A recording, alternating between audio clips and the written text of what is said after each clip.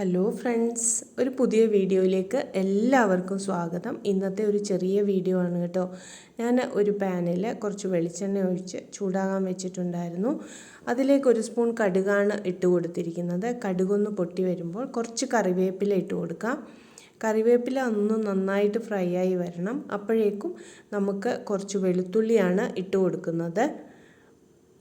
ഇത് നന്നായിട്ട് മൊരിഞ്ഞു വരുന്ന സമയത്ത് നമുക്കൊരു പച്ചമുളക് 3ആയിട്ട് മുറിച്ച് അതും കൂടെ ഇട്ട് കൊടുക്കാം.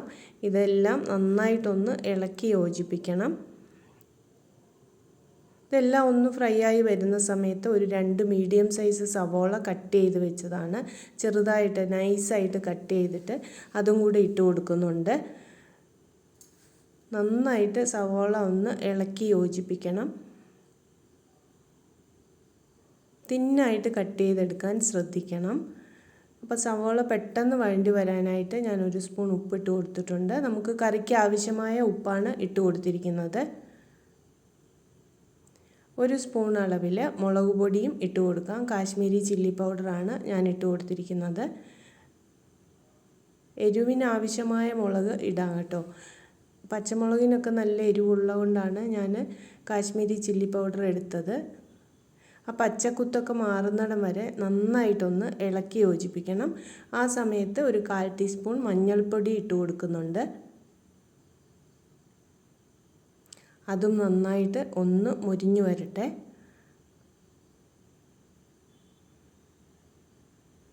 അപ്പോൾ 1 സ്പൂൺ മല്ലിപ്പൊടിയും കൂടെ ഇട്ട് കൊടുത്തിട്ടുണ്ട്. ഇത് വറുത്ത് പൊടിച്ച മല്ലിപ്പൊടി തന്നെയാണ് കേട്ടോ.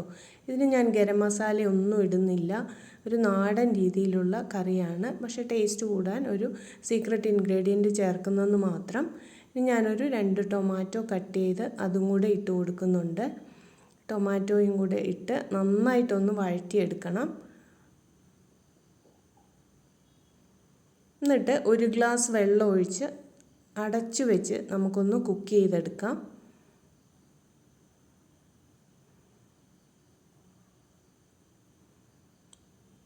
ഇതാണ് ഞാൻ പറഞ്ഞ സീക്രട്ട് കേട്ടോ. ഒരു 7 കാഷ്യൂ ആണ്. കാഷ്യൂ ഒന്ന് അരച്ച് പേസ്റ്റാക്കി എടുക്കണം. ഞാൻ വെള്ളത്തിലിട്ട് വെച്ചതായിരുന്നു. ആ സമയത്ത് ഞാൻ അടപ്പ് തുറന്ന് നോക്കിയിട്ടുണ്ട്. നന്നായിട്ട് വെന്തിട്ടുണ്ട്. തക്കാളിയൊക്കെ ഒന്ന് കുത്തി യോജിപ്പിച്ചാൽ മാത്രം മതി. ഈ സമയത്ത് നമ്മൾ അരച്ചു വെച്ച കാഷ്യൂവിൻ്റെ പേസ്റ്റും കൂടെ ഒഴിച്ചു കൊടുക്കാം. നല്ലൊരു ടേസ്റ്റാണ് കേട്ടോ ഈ കറിക്ക്. അപ്പത്തിനും ചപ്പാത്തിക്കും ചോറിന് പോലും നല്ല ടേസ്റ്റി ആയിട്ട് കഴിക്കാൻ പറ്റും. അപ്പോൾ ഇന്നത്തെ വീഡിയോ ഇത്രയേ ഉള്ളൂ. വേറെ മസാലയൊന്നും ചേർക്കുന്നില്ല.